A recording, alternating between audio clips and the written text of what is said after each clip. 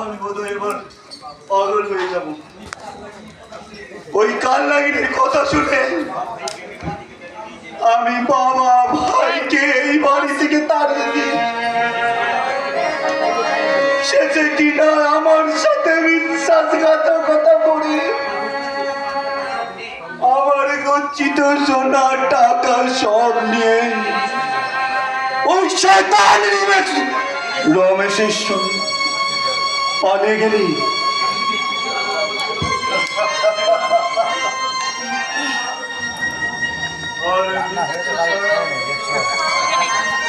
আর কোনো পথ রইল না, আর কোনো পথ রইল না।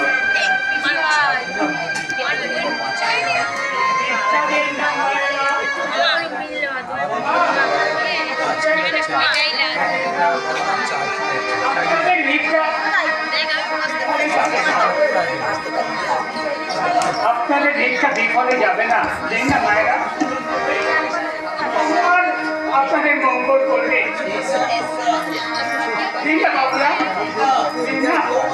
ও মায়েরা,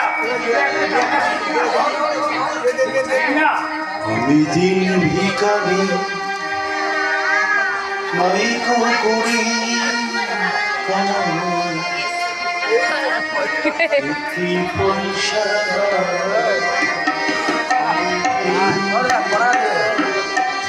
মাইকো করি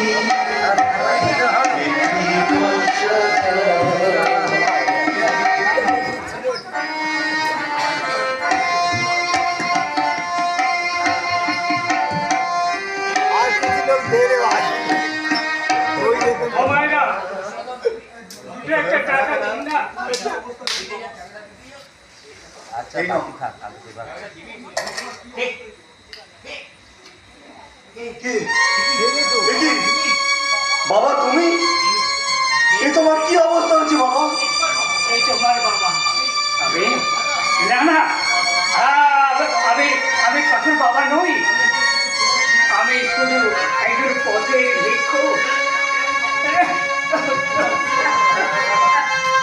তোমার কি অবস্থা হচ্ছে? আমি ভুল করেছি, আমি একজন শিক্ষক হয়ে নিজেকে অশিক্ষার অন্ধকারে হারিয়ে ফেলেছিলাম। তুমি আমাকে ক্ষমা করো বাবা। আমার দিন শেষ হয়ে আসছে পরে পৃথিবীটা আমার কাছে যেন ক্রমশ অন্ধকার হয়ে আসছে। চোখের সামনে শুধু দেখছি দিবস অন্ধকার।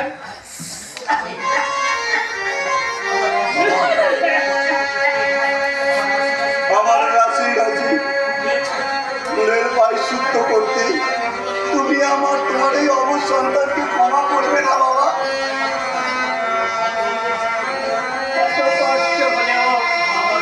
বাবা কি পারে তার সন্তানদের ক্ষমা না করে থাকতে?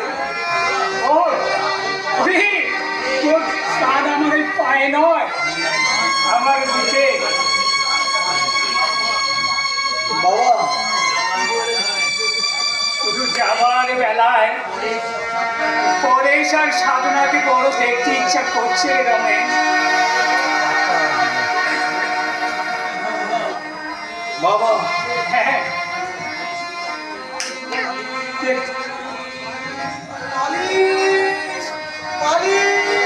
পালিশ হবে বাবু, পালিশ পালিশ। এটি বাবা, তোমার মুখ দিয়ে রক্ত? কোথাও উঠছে যে আমার শরীরের সমস্ত বিষাক্ত রক্ত একেবারে শেষ হয়ে যায়। আমি তোমার প্রতি সংসারের প্রতি অনেক অবিচার করেছি রে ভাই। ভাই? কে তোমার ভাই? আমি? একজন নিম্নলিখিত পথের পালিশওয়ালা কখন একটা স্কুল মাস্টারের ভাই হতেই পারে না। এইভাবে কথা চাবুক মেরে আমাকে দূরে সরিয়ে দিস না রে ভাই। আমার কুলের মেঘ সরে গিয়েছে, তোরা ছাড়া যে আমার আর কেউ নাই। ভুলে যাস না পরে ক্ষমা করে মানুষের পরম ধর্ম। তাই আবার অনুরোধ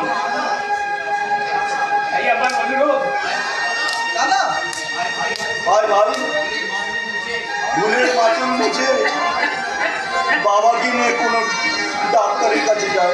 তাই চলো দাদা। ভাই ভাই ভাই তার আর প্রয়োজন হবে না রে রমেশ। আমার দু চোখে অন্ধকার ঘুরে আসছে। অন্ধকার